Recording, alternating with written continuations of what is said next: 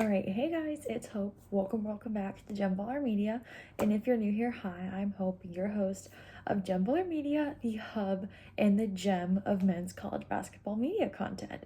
So today we're going to be covering the Iowa State versus University of Iowa men's basketball game coming up today. The game is being played at University of Iowa Carver Hawkeye Arena, and I'm really excited to go into this game. We got a number 3 ranking versus in-state rivalry at the non-ranked team's home court. It's gonna be a great game. I'm actually quite excited. So I'm just gonna go into a little analysis of each team, kind of share what I'm thinking, and then tell you my overall result. And let me know down below what you guys think is going to happen, and do it before I say what I think is going to happen, so then we can talk in the comments. I think that'd be really fun. All right, so what do we know about Iowa State? We know that they're ranked 3rd, which is quite impressive. I feel like this year men's college basketball has been down. The teams we thought would be really good, Baylor, Arizona's not even ranked anymore. UConn's holding on for dear life. Those are 3 that come to my mind immediately. So being 8-1 is quite impressive. They're 8-1. Who did they lose to? They lost to Auburn, which is not a bad loss. I said Auburn is on fire. I genuinely think Auburn has the whole package. They have seniority with Broome. They have the athleticism. They can run the ball. We're on the dang ball.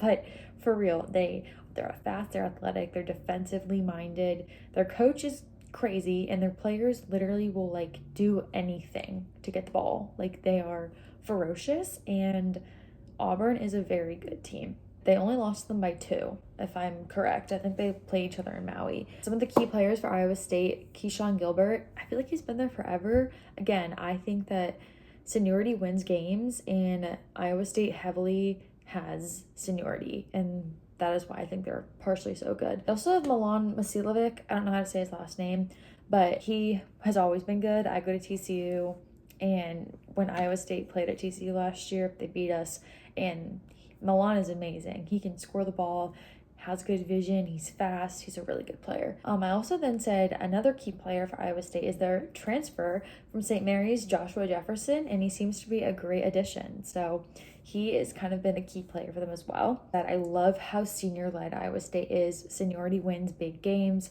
You don't see Kentucky winning a national championship with all 5-star freshmen.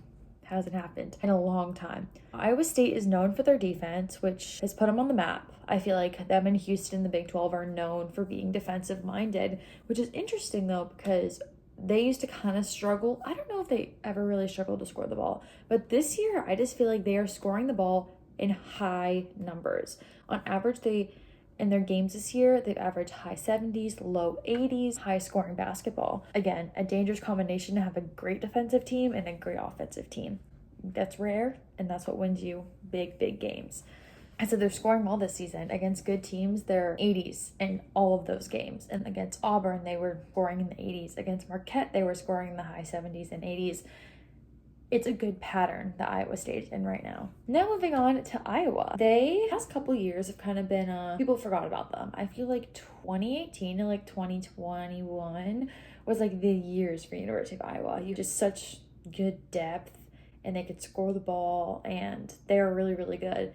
And then they've kind of fallen off a little bit. But this year, they're coming in 7-2. An incredible game this year for the University of Iowa is that they only lost to Michigan by 4, and it was at Michigan. I don't know what Michigan was ranked at the time or if they were ranked, but currently they're ranked number 14. That losing to Michigan by 2 at Michigan is not a bad loss, and it shows the University of Iowa's ability to compete in high energy environments and hold their own. TCU played at Michigan.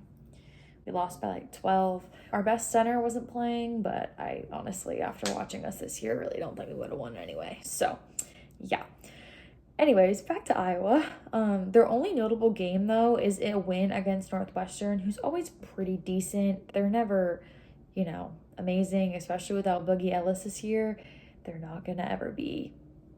Boogie was just such a Northwestern stan, and he was just such an icon, and now he's gone. So Northwestern's okay this year, respected basketball team in the Big Ten. So the fact that they won against them was a good win, and Northwestern has a winning record this year. But besides that, they've literally played nobodies, so it's kind of hard to detect how good they really can or are. Their other loss this year is against Utah State, who is currently 9-0, and Utah State has wins against not a lot of notable teams except Iowa. Thing is about Utah State is that they can score the basketball. I don't care if you're playing like a community college and you're a D1 college. If you can put 100+ points on the board, you guys can score. They can score the ball. And Utah State has had games where they've scored 100+. Iowa held them to 77, which is notable. Shows that they have good defense and can kind of use their defense as a weapon. So that's a good thing to note about Iowa.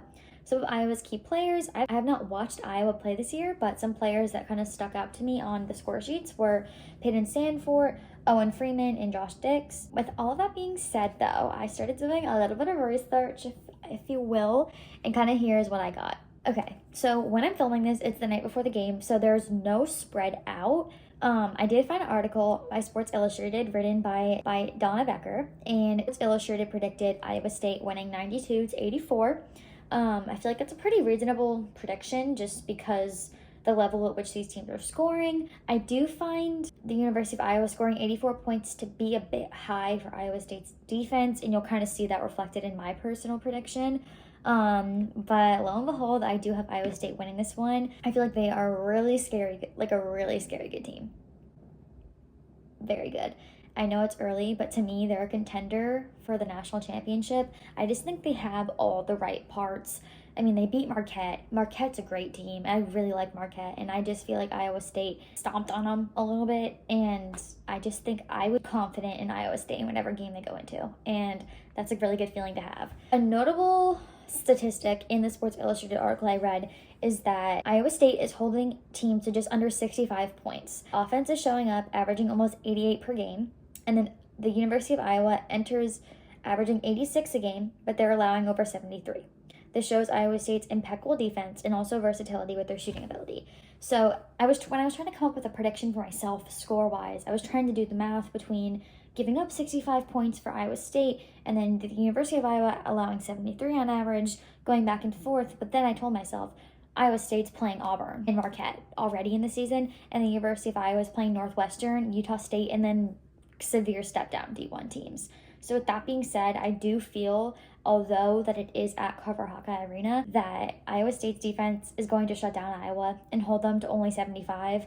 I just feel like it's going to happen. I feel like Iowa State's going to have a breakout game in a sense that they are kind of able to bully the University of Iowa at home in their own arena, showing them who the best team in Iowa is. I think Iowa State's foundation is too strong for Iowa to take care of, and instead Iowa State comfortably takes over Iowa at Carver Hawkeye Arena, and they're going to win 85-75. I think that if it was at Iowa State, it would probably be a further margin. I was going back and forth. I'm like, is 10 points too much? But no, I think Iowa State is just that good, and they're going to go take over Carver Hawkeye Arena and take home a W and take over Iowa with an 85-75 win over University of Iowa. Let me know in the comments down below what you guys think. Do you think Iowa State's the real deal? Do you think they just have had a couple lucky games? Do you think University of Iowa is underseeded? And do you think that they can make a run in the tournament? I'd love to know. Let me know in the comments, and I'll see you guys later. Bye.